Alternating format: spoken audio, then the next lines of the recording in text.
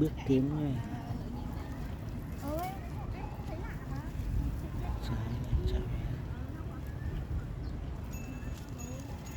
Động bước tiến. Trái.